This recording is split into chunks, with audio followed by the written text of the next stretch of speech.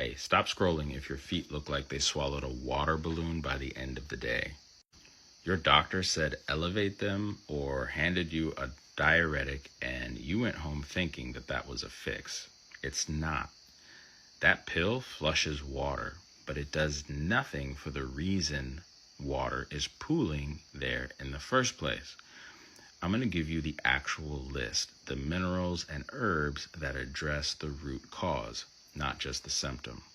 0 prescriptions.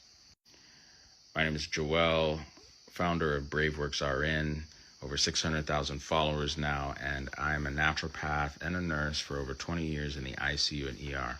And I've watched the same broken cycle over and over again. Diuretic in, swelling down for a week, patient comes back worse a month later, and nobody ever asked why the drainage system failed in the first place. So let's answer that question today, and what's actually sitting in nature, not on a pharmacy shelf, that's going to help. So quick reminder, because this matters, you have 2 circulatory systems. Cardiovascular, that one has a pump, which is your heart. Lymphatic, which is the one that actually drains your legs, has no pump at all. It survives on movement, minerals, and the right internal chemistry. When that chemistry is missing, fluid backs up. Your ankles pay the price by 6 p.m. And here's what rebuilds that chemistry. Number 1 is magnesium, the mineral that nobody checks. This is not an herb, but it has to be first because everything else works better once this is in place. Magnesium runs the sodium-potassium pump inside every single cell in your body.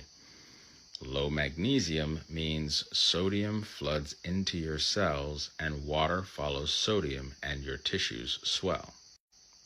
Number 1 is magnesium, the mineral that nobody checks. This is not an herb, but it has to be first because everything else works better once this is in place. You see, magnesium runs the sodium-potassium pump inside every single cell in your body.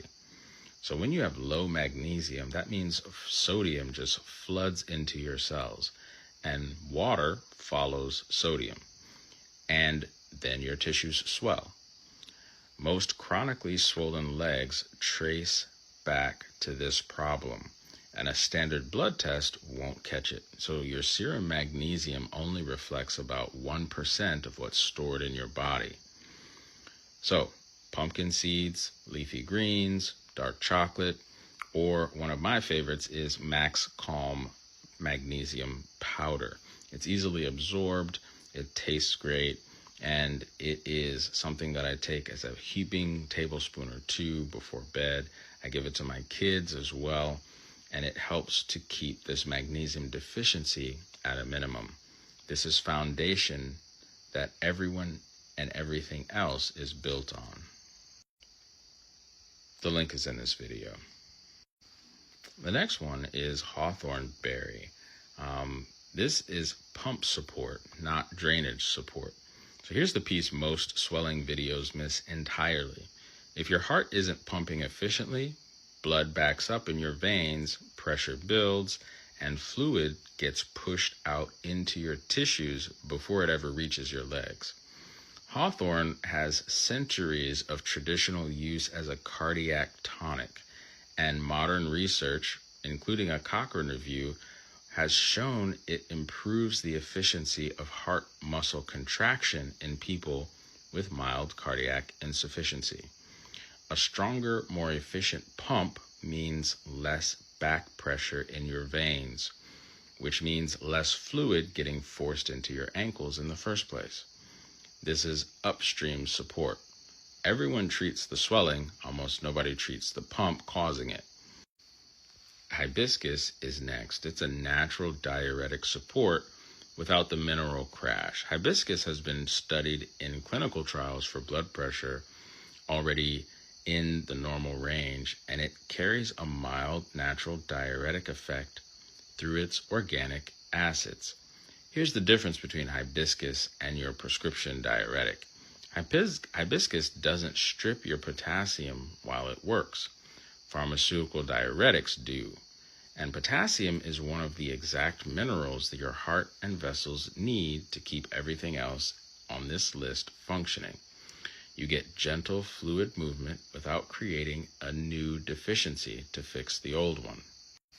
And here's one most people don't know about. It's nettle. This is the mineral-dense diuretic support herb, and it is loaded with magnesium, potassium, calcium, and iron, and it has its own traditional and studied mild diuretic effect through kidney support.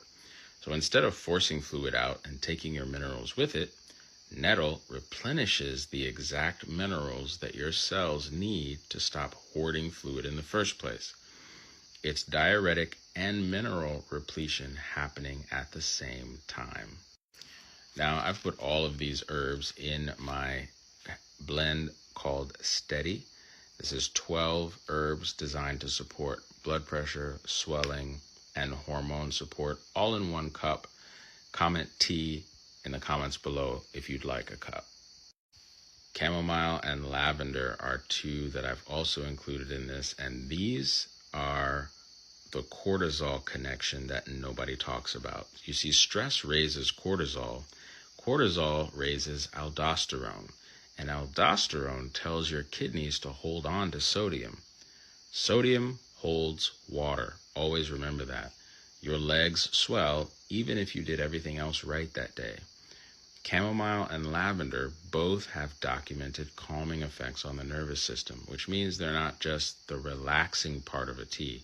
They're actually addressing an actual hormone pathway that causes swelling. Again, comment tea in the comments below if you'd like some. So, save this video, send it to somebody with a sock dent in their ankles by dinner time. They've been told to just take a pill and prop their feet. They deserve the actual list. Remember, genetics writes the recipe, but lifestyle bakes the cake. My name's Joel. Be your own doctor.